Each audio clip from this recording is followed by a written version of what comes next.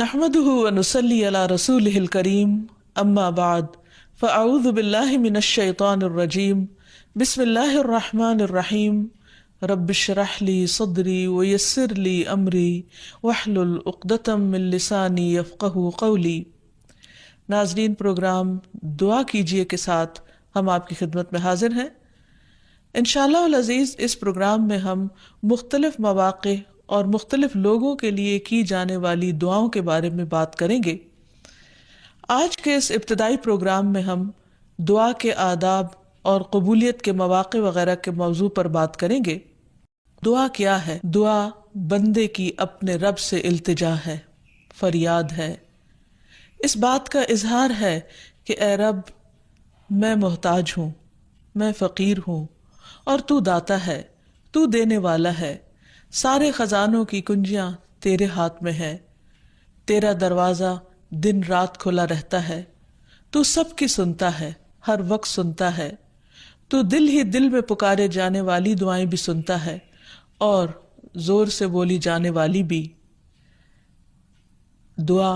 انسان کی تمناؤں کے لب پر آنے کا نام ہے، جیسے علامہ اقبال نے بہت خوبصورتی سے کہا تھا کہ لب پہ آتی ہے دعا بن کے تمنا میری،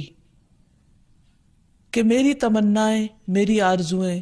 میرے اندر کی خواہشات اور میری ضروریات، ان سب کو پورا کرنے کے لیے اے رب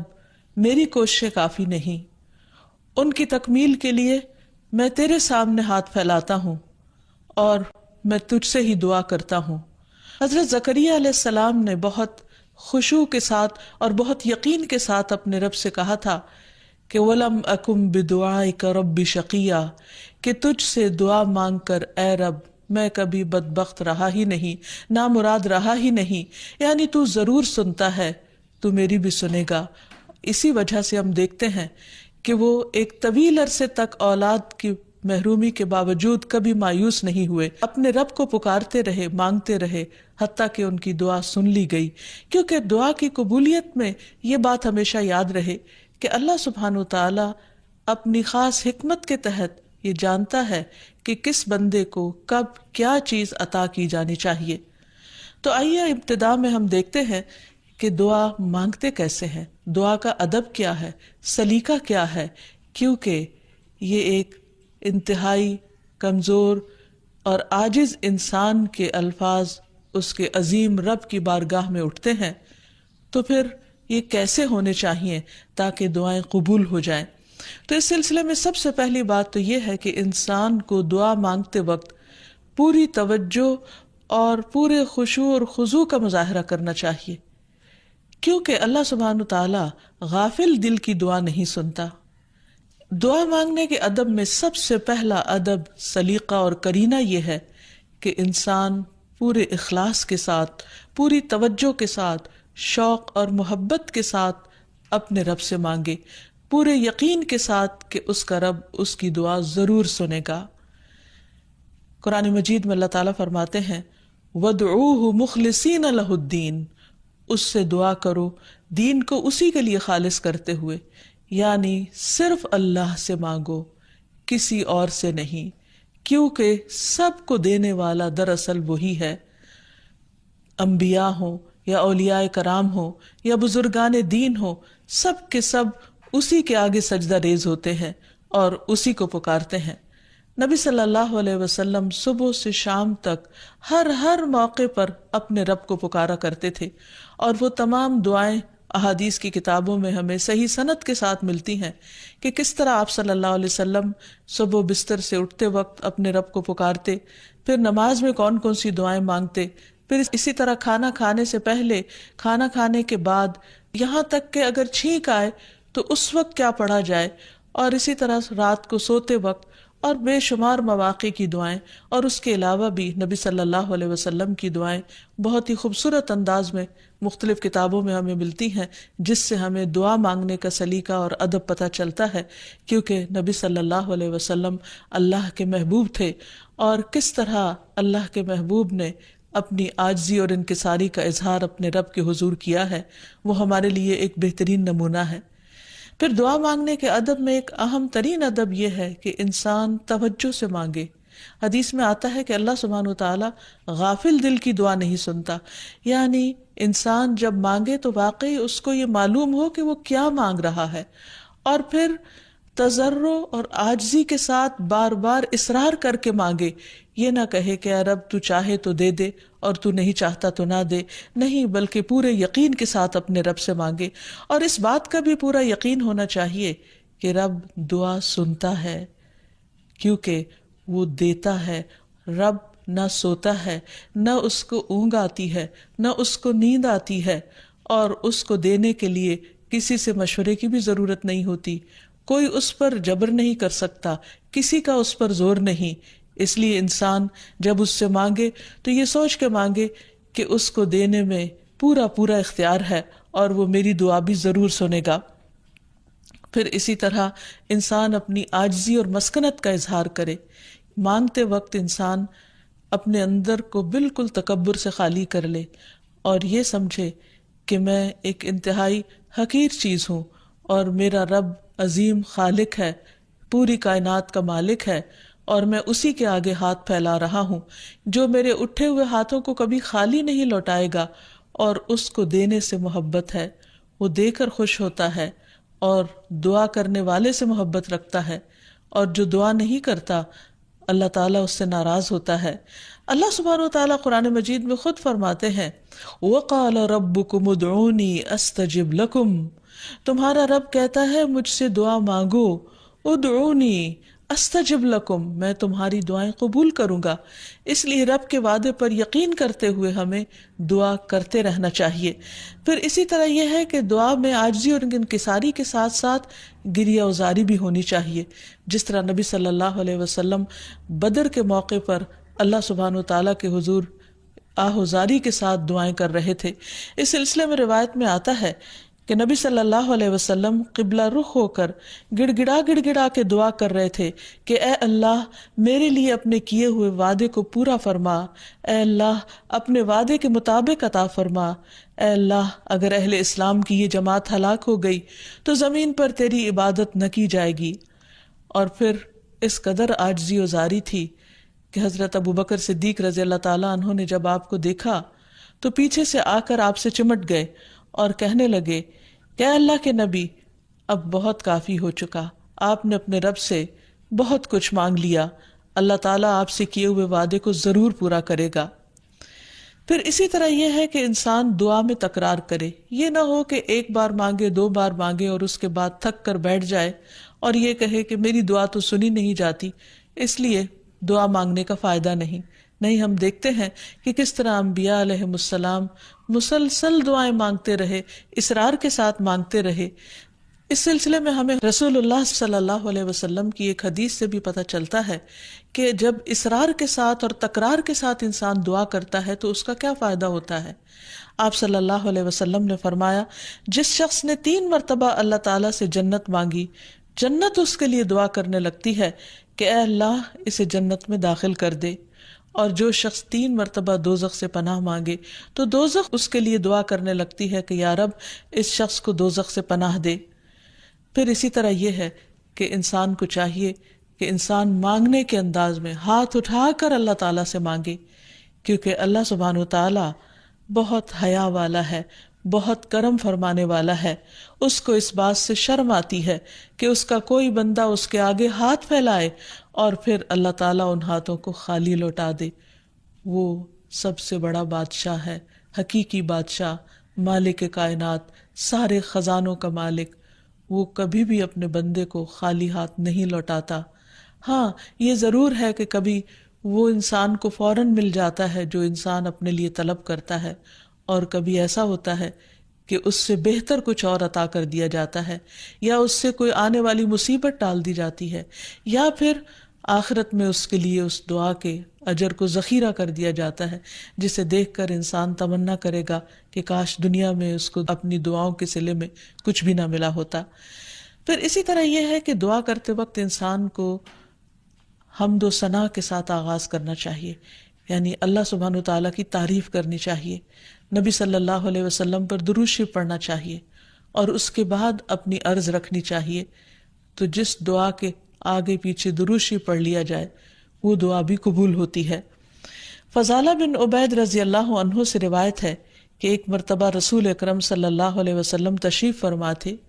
ایک شخص آیا اور اس نے نماز پڑھی، پھر کہنے لگا اے اللہ مجھے بخش دے اور مجھ پر رحم کر۔ تو رسول اللہ صلی اللہ علیہ وسلم نے فرمایا اے نمازی، تو نے جلدی کی، جب نماز پڑھ چکو تو بیٹھے رہو، اللہ کی اس طرح حمد و ثنا بیان کرو جیسا کہ اس کا حق ہے، پھر مجھ پر درود بھیجو، پھر اس سے دعا کرو۔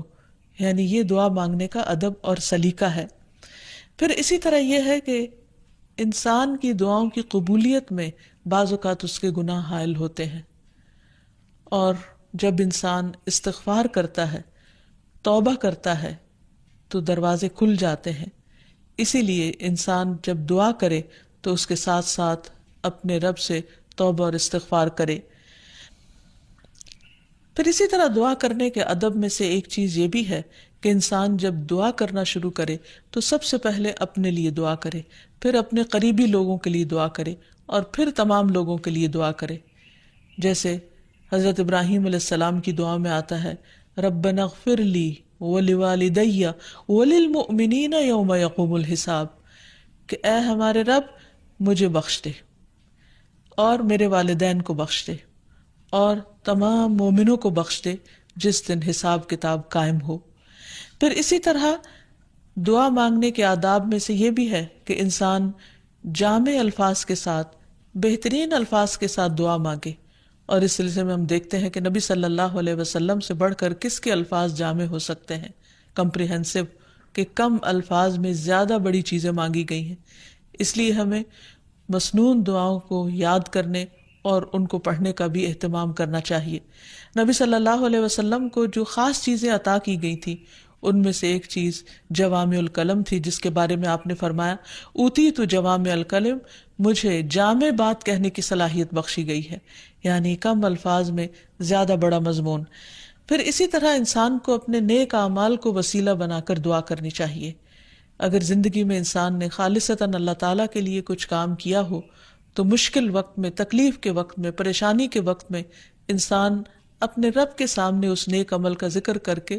اس کے وسیلے سے دعا کرے۔ جیسے ہمیں ایک حدیث سے پتہ چلتا ہے کہ کچھ لوگ کہیں سفر پر جا رہے تھے تو راستے میں بارش شروع ہو گئی، بارش سے بچنے کے لیے انہوں نے غار میں پناہ لی، تو اتنے میں ایک بڑا پتھر لڑک کر غار کے دروازے کے آگے آ گرا اور غار کا دروازہ بند ہو گیا، اور اس طرح وہ باہر نہیں نکل پا رہے تھے۔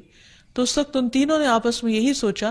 کہ ہم اپنے اس عمل کو سامنے رکھ کر اللہ تعالیٰ سے دعا کرتے ہیں جو خالصتاً ہم نے اللہ تعالیٰ کی رضا کے لیے کیا۔ تو بہرحال تینوں نے اپنے اپنے نیک عمل کا ذکر کیا،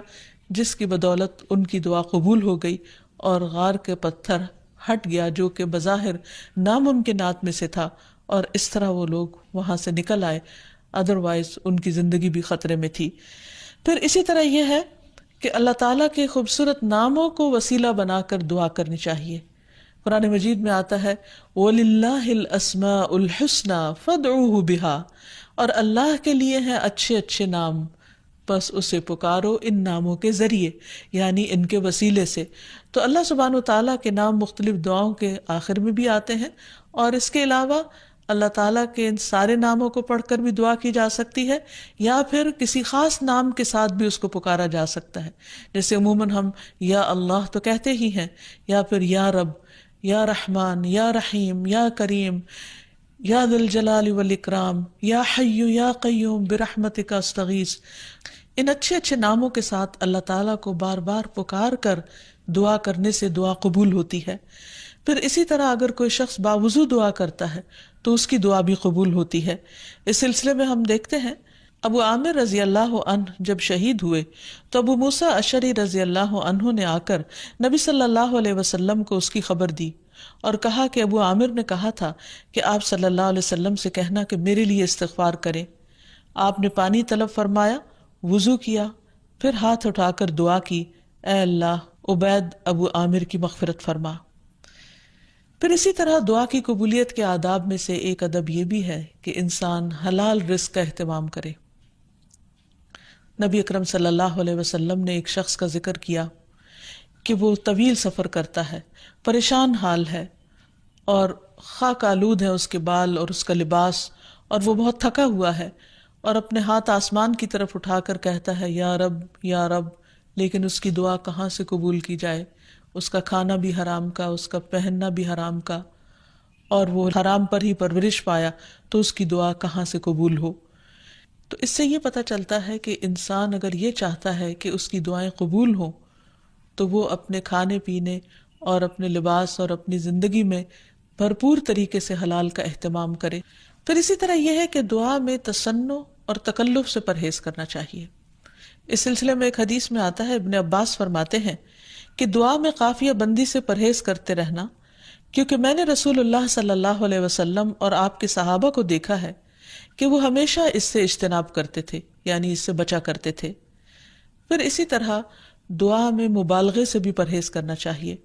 نبی صلی اللہ علیہ وسلم نے فرمایا عنقریب اس امت میں ایسے لوگ آئیں گے جو طہارت اور دعا میں مبالغہ کریں گے، یعنی حد سے زیادہ لمبی دعائیں کریں گے، کیونکہ دعا اس وقت تک انسان کو کرنی چاہیے جب تک اس کا خشوع و خضوع قائم رہے اور واقعی وہ اللہ سے دعا کر رہا ہو۔ لیکن صرف لمبی دعا اس لیے کہ شاید بہت زیادہ لمبی دعا کرنے سے زیادہ قبولیت ہوگی، تو اصل چیز کوالٹی ہے۔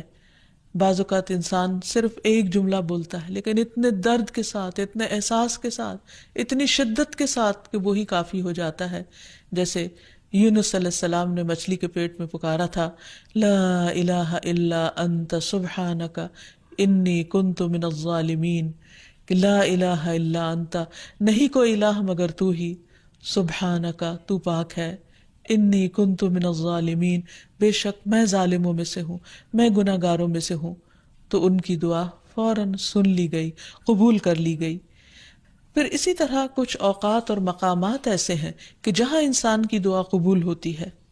مثلاً رات کے آخری حصے میں دعائیں بہت قبول ہوتی ہیں۔ حدیث میں آتا ہے رسول اللہ صلی اللہ علیہ وسلم نے فرمایا ہمارا رب تبارک و تعالی ہر رات کو اس وقت آسمان دنیا پر آتا ہے جب رات کا آخری تہائی حصہ رہ جاتا ہے، وہ کہتا ہے کوئی مجھ سے دعا کرنے والا ہے کہ میں اس کی دعا قبول کر لوں، کوئی مجھ سے مانگنے والا ہے کہ میں اسے عطا کر دوں، کوئی مجھ سے بخشش طلب کرنے والا ہے کہ میں اسے بخش دوں، یعنی اگر کوئی اس وقت مجھ سے دعا کرے گا تو میں ضرور اس کی دعا قبول کر لوں گا۔ لیکن عموماً رات کے آخری حصے میں انسان گہری نیند میں چلا جاتا ہے اور یہ قبولیت کا وقت اس سے کھو جاتا ہے۔ تو اس خصوصی طور پر اگر انسان کی زندگی میں کوئی پریشانی ہو یا کچھ چیزوں کے بارے میں وہ واقعی سنجیدہ ہو کہ وہ اسے ملنی چاہیے دنیا اور آخرت کی کامیابیوں میں سے، بھلائیوں اور خیر میں سے، تو اس کو چاہیے کہ اس وقت میں دعا کا اہتمام کرے۔ نبی صلی اللہ علیہ وسلم نے یہ بھی فرمایا کہ تمام اوقات سے زیادہ بندہ پچھلی رات میں اپنے رب کے قریب ہوتا ہے، بس اگر تم سے ہو سکے تو تم اس گھڑی میں اللہ کو یاد کرنے والوں میں سے بن جاؤ تو ضرور بن جاؤ۔ پھر اسی طرح آذان کے بعد اور اقامت سے پہلے دعا قبول ہوتی ہے، یعنی مؤذن جب آذان دے رہا ہو تو جو الفاظ وہ دہرا رہا ہو ان کو دہراتے جانا چاہیے، سوائے حی علی الصلاح اور حی علی الفلاح کے، کہ اس کے جواب میں لا حول ولا قوت الا باللہ پڑھنا چاہیے۔ اور جب مؤذن آذان کہہ چکے تو آذان کے بعد کی دعا پڑھ کے، درود شریف پڑھ کر، جو بھی انسان کے دل میں حاجت ہو وہ اپنے رب کے سامنے رکھے، تو وہ دعا کے قبولیت کا وقت ہوتا ہے، اس وقت آسمان کے دروازے کھلتے ہیں۔ تو اس وقت انسان کو یہ وقت ضائع نہیں کرنا چاہیے اور چھوٹی چھوٹی چیزیں بھی اپنے رب سے مانگتے چلے جانا چاہیے تاکہ انسان کسی انسان کا محتاج نہ ہو۔ پھر اسی طرح سجدہ میں انسان اپنے رب کے بہت قریب ہوتا ہے، اس وقت دعائیں خوب سنی جاتی ہیں، تو خوب انسان کو پکارنا چاہیے۔ فرض نماز کے بعد دعا قبول ہوتی ہے، تو فرض نماز کے بعد آیت الکرسی پڑھنا اور دعا مانگنا انسان کے فائدے میں ہے، بجائے اس کے کہ انسان فوراً مصلی سے اٹھ جائے یا ادھر ادھر کی باتیں شروع کر دے۔ پھر اسی طرح جمعے کے دن ایک خاص گھڑی ہوتی ہے جس میں انسان کی دعا قبول ہوتی ہے، اور اس کے بارے میں ایک روایت میں آتا ہے کہ وہ جمعے کے دن کی آخری گھڑی ہوتی ہے۔ تو بہرحال جمعے کے دن خصوصی طور پر دعاؤں کے مانگنے کا اہتمام کرنا چاہیے۔ پھر اسی طرح ماہ رمضان میں ہر دن اور رات میں ایک گھڑی ایسی ہوتی ہے کہ جس میں دعا قبول ہوتی ہے، اس وقت بھی زیادہ سے زیادہ دعائیں مانگنی چاہیے۔ عرفہ کے دن اللہ سبحانہ وتعالیٰ سب سے زیادہ لوگوں کو جہنم کی آگ سے آزاد کرتا ہے، تو اس دن وہاں کے لوگ جو حج پر گئے ہیں وہ تو دعائیں مانگتے ہی ہیں۔ اور جو لوگ نہیں بھی جا سکے وہ بھی اس دن کی برکت سے فائدہ اٹھاتے ہوئے خوب خوب دعائیں کریں. پھر اسی طرح بارش ہوتے وقت بھی دعا قبول ہوتی ہے. پھر زمزم پیتے وقت دعائیں قبول ہوتی ہیں. قرآن مجید کی تلاوت کے بعد دعا قبول ہوتی ہے. تو انسان کو ان مواقع سے خوب خوب فائدہ اٹھانا چاہیے. پھر اسی طرح مریض اور میت کے پاس جو دعائیں کی جاتی ہیں وہ بھی قبول ہوتی ہیں. اور آخر میں یہ کہ رسول اللہ صلی اللہ علیہ وسلم نے بعض ایسے کلمات بتائے ہیں کہ جن کے ساتھ اگر اللہ تعالیٰ کو پکارا جائے تو انسان کی دعا قبول ہوتی ہے، اور وہ ہیں اللہم انی اسألک یا اللہ الاحد الصمد الذي لم يلد ولم يولد ولم يكن له كفوا أحد أن تغفر لي ذنوبي إنك أنت الغفور الرحيم. اے اللہ بے شک میں تجھ سے سوال کرتا ہوں، اے اللہ جو اکیلا ہے، بے نیاز ہے، ایسی ذات ہے جس نے کسی کو جنم نہیں دیا اور نہ ہی وہ جنم دیا گیا اور نہ ہی اس کا کوئی ہمسر ہے، یہ کہ تو میرے لیے میرے گناہوں کو بخش دے، بے شک تو بہت بخشنے والا نہایت مہربان ہے. تو نبی صلی اللہ علیہ وسلم نے اس شخص کے بارے میں جو یہ دعا پڑھ رہا تھا، آپ نے 3 بار فرمایا کہ اس کو بخش دیا گیا، اس کو بخش دیا گیا، اس کو بخش دیا گیا، کیونکہ اس نے اللہ سبحانہ و تعالیٰ کی ان صفات کے ساتھ، ان ناموں کے ساتھ اللہ تعالیٰ سے دعا کی تھی. تو اللہ تعالیٰ سے دعا ہے کہ وہ ہماری دعاؤں کو بھی سن لے اور ہمیں قبولیت کے اوقات سے بھرپور فائدہ اٹھانے کی توفیق دے اور ہمیں دعائیں مانگنے کے آداب سکھا دے. وآخر دعوانا ان الحمد للہ رب العالمین. السلام علیکم ورحمۃ اللہ وبرکاتہ.